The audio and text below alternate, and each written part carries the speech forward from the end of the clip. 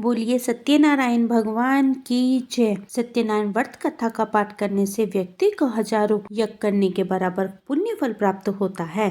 सत्यनारायण व्रत कथा में भगवान विष्णु के सत्य स्वरूप के बारे में बताया गया है। इस व्रत का पाठ करने से घर में सुख समृद्धि का वास होता है और भगवान विष्णु की कृपा बनी रहती है। निमिषान तीर्थों में सोनकादि 88,000 ऋषियों ने श्री सूत जी से पूछा कि हे प्रभु, इस कलयुग में वेद विद्या रहित मनुष्य को प्रभु भक्ति किस प्रकार से मिल सकती है तथा उसका उद्धार कैसे होगा। हे मुनिश्रेष्ठ, इसका कोई तप बतलाइए जिसके थोड़े समय में पुण्य मिले और मनवांछित फल की प्राप्ति हो। इस प्रकार की कथा सुनने की हमारी इच्छा है। सर्वशास्त्र ज्ञाता श्री सूत जी बोले, हे वैष्णवों में पूछिए, आप सबने प्राणियों की हित की बात पूछी है, इसलिए मैं एक श्रेष्ठ व्रत को आप लोगों से बताऊंगा जिसे नारद जी ने लक्ष्मी नारायण जी से पूछा था और लक्ष्मीपति ने मुनि श्रेष्ठ नारद जी से कहा था। अब आप इसे ध्यान से सुनिए। एक समय की बात है, योगीराज नारद जी दूसरों की हित की इच्छा के लिए अनेक लोकों में घूमते हुए मृत्युलोक में आ पहुंचे। यहाँ उन्होंने अनेक योनियों में जन्मे प्राय सभी मनुष्यों को अपने कर्मों द्वारा अनेक दुखों से पीड़ित देखा। उनका दुख देखकर नारद जी सोचने लगे कि कैसे यत्न किया जाए जिसके करने से निश्चय रूप से मानव के दुखों का अंत हो जाए। इस विचार पर मनन करते हुए वह विष्णु लोक में गए। वहाँ वह देवों के इष्ट नारायण की स्तुति करने लगे, जिनके हाथ में शंख चक्र गदा और पद्म थे, गले में वरमाला पहने हुए थे। स्तुति करते हुए नारद जी बोले, हे भगवान, आप अत्यंत शक्ति से संपन्न हैं, मन तथा वाणी भी आपको नहीं पा सकती।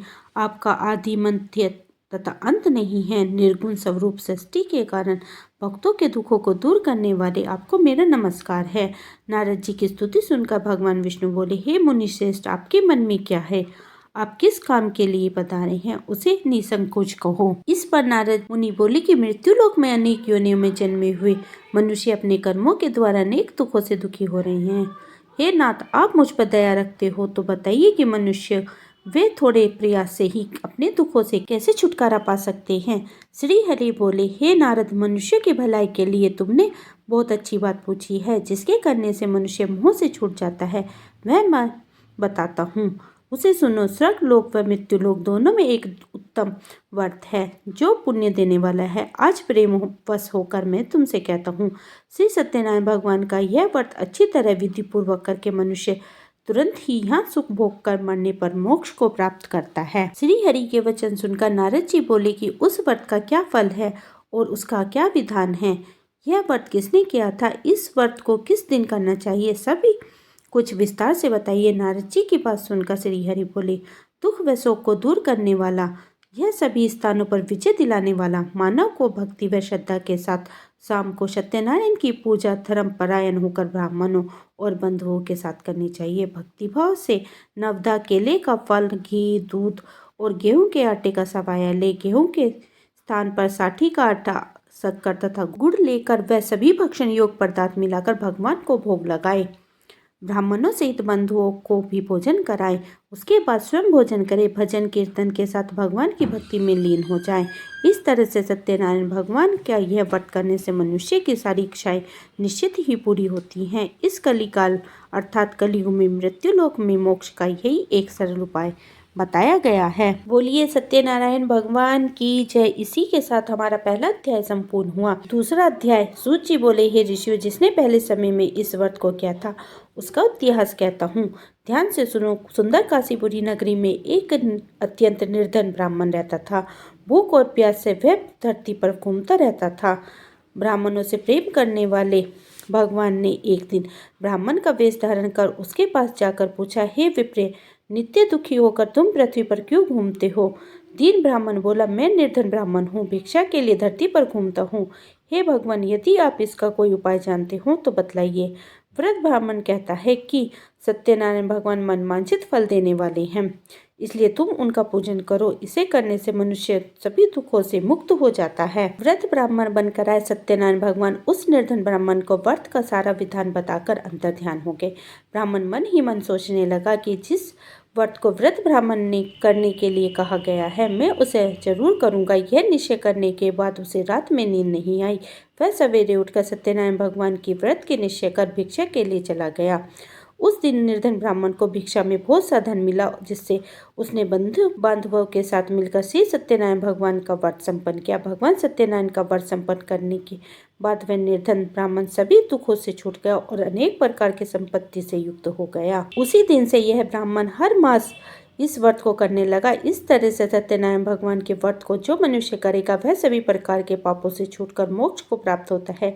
जो मनुष्य इस व्रत को करेगा वह सभी दुखों से मुक्त हो जाएगा। सूत जी बोले, इस तरह से नारायण जी ने कहा, हुआ सत्यनारायण व्रत को मैंने तुमसे कहा, हे विप्रो, मैं अब और क्या कहूँ। ऋषि बोले, हे मुनिवर, संसार में उस विप्र से सुनकर किस किस ने इस व्रत को किया, हम सब इस बात को सुनना चाहते हैं। इसके लिए हमारे मन में श्रद्धा और भाव है। सूत जी बोले, हे मुनि, जिसने इन व्रतों को किया वे सब सुनो। एक समय वही विप्र धर्म ऐश्वर्य के अनुसार अपने बंधु बांधवों के साथ इस व्रत को करने को तैयार हुआ। उसी समय एक लकड़ी बेचने वाला बूढ़ा आदमी आया और लकड़ियां बाहर रखकर अंदर ब्राह्मण के घर में गया। प्यास से दुखी वह लकड़हारा उसको व्रत करते देखकर विप्र को नमस्कार करके पूछने लगा कि यह आप क्या कर रही हैं। तो उन्होंने बताया कि यह व्रत कर रही हैं तथा इसे करने से क्या फल मिलेगा, कृपा करके मुझे बताइए। ब्राह्मण ने कहा कि सब मनोकामनाओं को पूरे करने वाला यह सत्यनारायण भगवान का व्रत है। इसकी कृपा से ही मेरे यहाँ घर में धन धान्य आदि की वृद्धि हुई है। विप्र से सत्यनारायण व्रत के बारे में जानकर लकड़हारा बहुत प्रसन्न हुआ। चरणामृत लेकर वह प्रसाद खाने के बाद वह अपने घर गया। लकड़हारे ने अपने मन में संकल्प किया कि आज लकड़ी बेचने से जो धन मिलेगा उसी से वह सत्यनारायण भगवान का उत्तम व्रत करूंगा। मन में इस विचार को लेकर बूढ़ा आदमी सिर पर लकड़ियां रखकर उस नगर में बेचने गया जहाँ पर धनी लोग रहते थे। उस नगर में उसे अपनी लकड़ियों के दाम पहले से 4 गुना अधिक मिले। बूढ़ा प्रसन्नता के साथ दाम लेकर केले, शक्कर, घी, दूध, दही और गेहूं के आटा लेकर सत्यनारायण भगवान के व्रत की अन्य सामग्री लेकर अपने घर को गया। वहां उसने अपने बंधु बांधवों को बुलाकर विधि विधान से सत्यनारायण भगवान का पूजन और व्रत किया। इस व्रत के प्रभाव से बूढ़ा लकड़हारा धन पुत्र आदि से युक्त होकर संसार के समस्त सुख भोग कर अंतकाल में बैकुंठ धाम को चला गया। बोलिए सत्यनारायण भगवान की जय। इसी के साथ हमारा दूसरा अध्याय संपूर्ण हुआ। तीसरा अध्याय। सूत जी बोले, हे श्रेष्ठ मुनि, अब आगे की कथा कहता हूँ। पहले समय में उल्कामुख नाम का एक बुद्धिमान राजा था। वह सत्यवक्ता और जितेंद्रिय था। प्रतिदिन देवी स्थानों पर जाता और निर्धनों को धन देकर उनके कष्ट दूर करता था। उसकी पत्नी कमल के समान मुख वाली और सती साध्वी थी। भद्रशिला नदी के तट पर उन दोनों ने सत्यनारायण भगवान का व्रत किया। उसी समय साधु नाम का वैश्य आया। उसके पास व्यापार के लिए बहुत सा धन भी था। राजा को व्रत करते देखकर वह विनय के साथ पूछने लगा कि हे राजन, भक्ति भाव से पूर्ण होकर आप ये क्या कर रही हैं? मैं सुनने की इच्छा रखता हूँ, तो आप मुझे बतलाइए। राजा बोला, हे साधु, अपने बंधु बांधवों के साथ पुत्र आदि की प्राप्ति के लिए एक महाशक्तिमान सत्यनारायण भगवान का व्रत व पूजन कर रहा हूँ। राजा के वचन सुनकर साधु आदर से बोला, हे राजन, मुझे इस व्रत का सारा विधान कहिए। अपने कथा अनुसार मैं भी इस व्रत को करूंगा। मेरे भी संतान नहीं है और इस व्रत को करने से निश्चय ही मुझे संतान प्राप्ति होगी। राजा के व्रत का सारा विधान सुनाकर व्यापार से निवृत्त होकर वह अपने घर को गया। साधु वैश्य ने अपनी पत्नी को संतान देने वाले इस व्रत का वर्णन कह सुनाया और कहा कि जब मेरे संतान होगी तब मैं इस व्रत को करूंगा। साधु के इस तरह के वचन अपनी पत्नी लीलावती से कहे। एक दिन लीलावती पति के साथ आनंदित हो सांसारिक धर्म में प्रवृत्त होकर सत्यनारायण भगवान की कृपा से गर्भवती हो गई। 10वें महीने में उसके गर्भ से एक सुंदर कन्या ने जन्म लिया। दिनों दिन वह इस तरह बढ़ने लगी जैसे शुक्ल पक्ष का जन्म बढ़ता है। माता पिता ने अपनी कन्या का नाम कलावती रखा। एक दिन लीलावती ने मीठे शब्दों में अपने पति को याद दिलाया कि अपने सत्यनारायण भगवान के जिस व्रत को करने का संकल्प किया था उसे करने का समय आ गया है।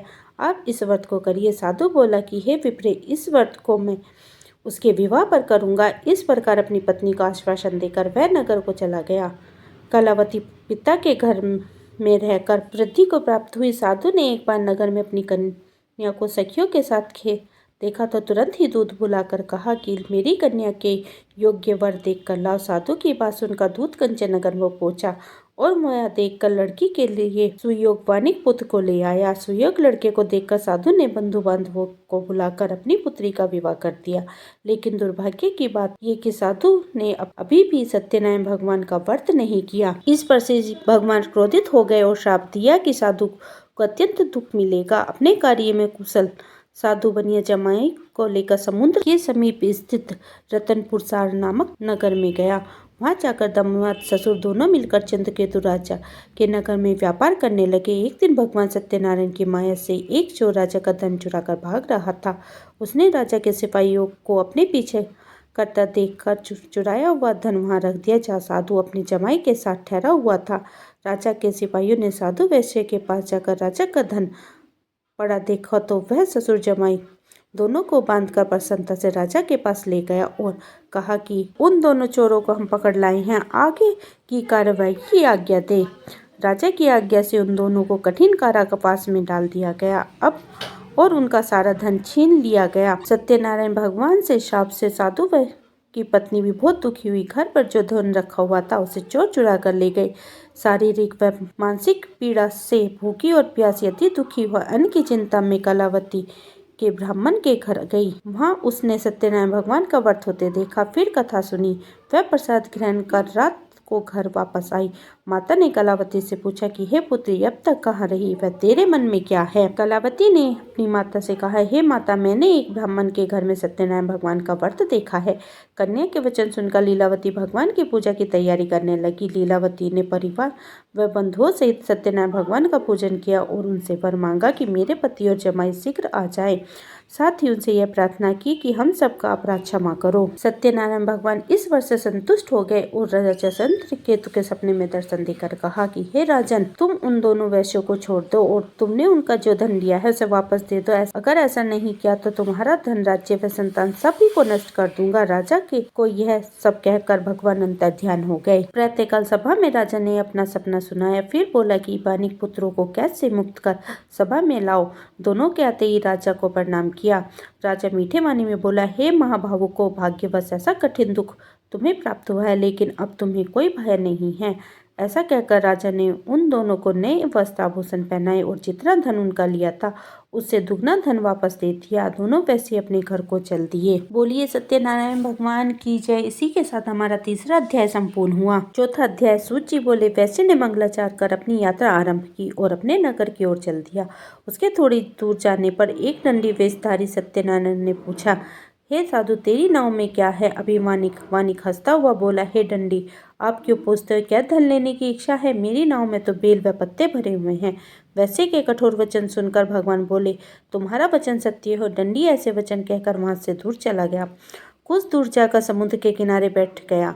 डंडी के जाने के बाद साधु वैश्य ने नित्य क्रिया के पश्चात नाव को ऊंची उठे देखकर अचंभा माना और नाव में बेल पत्ते आदि देखकर वह मूर्छित हो जमीन पर गिर पड़ा। मूर्छा खुलने पर वह अत्यंत शोक में डूब गया। तब उसका दामाद बोला कि आप शोक न मनाएं, यह डंडी का शाप है, इसलिए हमें उनके शरण में जाना चाहिए, तभी हमारी मनोकामना पूरी होगी। दामाद की बात सुनकर वह डंडी के पास पहुंचा और यत्री भाव से नमस्कार करके बोला, मैंने आपसे जो असत्य वचन कहते हो उसके लिए मुझे क्षमा कर दे। ऐसा कहकर महाशोकोतुर होकर रोने लगा। तब डंडी भगवान बोले, हे वानिक पुत्र, मेरी आज्ञा से बार बार तुम्हें दुख प्राप्त हुआ है, तू मेरी पूजा से विमुख हुआ। साधु बोला, हे भगवान, आपकी माया से ब्रह्मादि देवता भी आपके रूप को नहीं जानते, तब मैं अज्ञानी कैसे जान सकता हूँ? आप प्रसन्न होइए, मैं सामर्थ्य के अनुसार आपकी पूजा करूंगा। मेरी रक्षा करो और पहले के समान नौका में धन भर दो। साधु वैश्य के भक्तिपूर्वक वचन सुनकर भगवान प्रसन्न हो गए और उनसे इच्छा अनुसार वरदान देकर अंतर्ध्यान हो गए। ससुर जमाई जब नाव पर आए तो नाव धन से परिपूर्ण थी। फिर वह अपने अन्य साथियों के साथ सत्यनारायण भगवान का पूजन कर अपने नगर को चल दिया। जब नगर के नजदीक पहुंचा तो दूत को घर पर खबर करने के लिए भेज दिया। दूत साधु की पत्नी को प्रणाम करके कहता है कि मालिक अपने दामाद सहित नगर में के निकट आ गए हैं। दूत की बात सुन साधु की पत्नी लीलावती ने बड़े हर्ष के साथ सत्यनारायण भगवान का पूजन कर अपनी पुत्री कलावती से कहा कि मैं अपने पति के दर्शन को जाती हूँ, तू कार्य पूर्ण कर शीघ्र आ जा। माता के ऐसे वचनों को सुनकर कलावती जल्दी से प्रसाद छोड़कर अपने पति के पास चली गई। प्रसाद की अवहेलना के कारण सत्यनारायण भगवान रुष्ट हो गए और नाव सहित उसके पति को पानी में डुबो दिया। कलावती अपने पति को वहां न पाकर रोती हुई जमीन पर गिर गई। नौका को डूबा हुआ देखकर वह कन्या को रोते हुए देखकर साधु दुखी होकर बोला कि हे प्रभु, मुझसे या मेरे परिवार से जो भूल हुई हो उसे क्षमा करें। साधु के दीन वचन सुनकर सत्यनारायण भगवान प्रसन्न हो गए और आकाशवाणी हुई, हे साधु, तेरा कन्या मेरा प्रसाद छोड़कर आई है, इसलिए उसका पति अदृश्य हुआ है।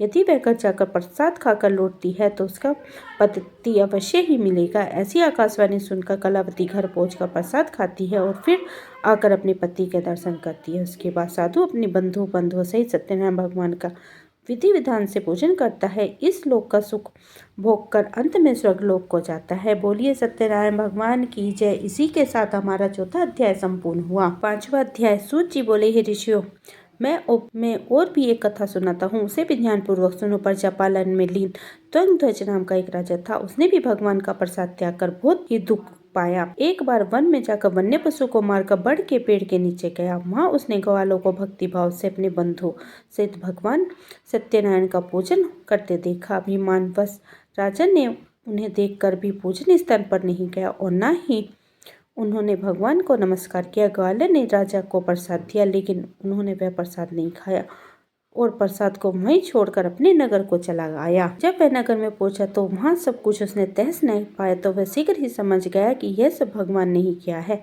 वह दोबारा ग्वालों के पास पहुंचा और विधि पूर्वक पूजा कर प्रसाद खाया तो सत्यनारायण भगवान की कृपा से सब कुछ पहले जैसा हो गया। दीर्घकाल तक सुख भोग कर बाद में मरणोपरांत उसे स्वर्गलोक की प्राप्ति हुई। जो मनुष्य इस परम दुर्लभ व्रत को करेगा वह भगवान सत्यनारायण की अनुकंपा से उसे धन धान्य की प्राप्ति होगी, निर्धन धनी हो जाता है और भय मुक्त हो जीवन जीता है। संतानहीन मनुष्य के संतान सुख मिलता है और सारे मनोरथ पूर्ण होने पर मानव अंतकाल में वैकुंठ धाम को जाता है। सूत जी बोले, जिसने पहले इस व्रत को किया था अब उसके दूसरे जन्म की कथा कहता हूँ।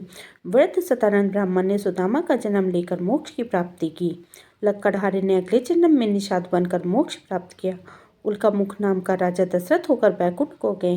साधु नाम का वैश्य मोरध्वज बनकर अपने पुत्र को आरे से चीर कर मोक्ष को पाया। महाराजा तुंगध्वज ने स्वयंभू होकर भगवान में भक्ति युक्त होकर कर मोक्ष पाया। बोलिए सत्यनारायण भगवान की जय। हमारा पांचवा अध्याय संपूर्ण हुआ। सत्यनारायण भगवान की आरती। जय लक्ष्मी रमना ओम जय लक्ष्मी रमना सत्यनारायण स्वामी जन पातक हरिना ओम जय लक्ष्मी रमना। सतन चढ़ित सिंहासन अद्भुत छवि राजे स्वामी अद्भुत छवि राजे। नारद करत निरंतर घंटा ध्वनि बाजे ओम जय लक्ष्मी रमना। प्रकट भये कलिकारल तुझ को दर्श दियो स्वामी तुझ को दर्श दियो। बूढ़ो ब्राह्मण बन कर कांचल महल कियो ओम जय लक्ष्मी रमना। दुर्बल भील कराला जिन पर कृपा करी स्वामी जिन पर कृपा करी। चंद चूड़े के राजा जिन की हरि ओम जय लक्ष्मी रमना। वैश्य मनोरथ पायो श्रद्धा तज दीनी स्वामी श्रद्धा तज दीनी। सो फल पायो प्रभु जी फेरी स्तुति कीनी ओम जय लक्ष्मी रमना। भाव भक्ति के कारण छिन छिन रूप धरो स्वामी छिन छिन रूप धरो। श्रद्धा धारण तिनके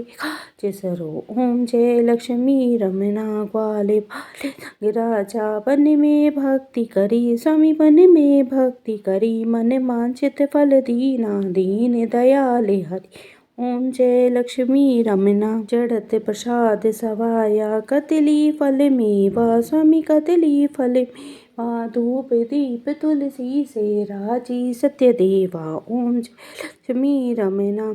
सत्यनारायण जी की आरती जो कोई नर गावे स्वामी प्रेम सहित गावे। कहते शिवानंद स्वामी भजति हरि हर स्वामी मन वांछित फल पावे ओम जय लक्ष्मी रमना। उम्मीद है आपको मेरी ये वीडियो पसंद आई होगी। अगर पसंद आई है तो वीडियो को लाइक करें और अगर चैनल पर पहली बार आए हैं तो मेरे चैनल को सब्सक्राइब करें, क्योंकि मैं यहीं पर फागुन मास के सारे अध्याय लेकर आऊंगी। मिलती हूँ एक और नई वीडियो के साथ, तब तक के लिए हरे कृष्णा राधे राधे।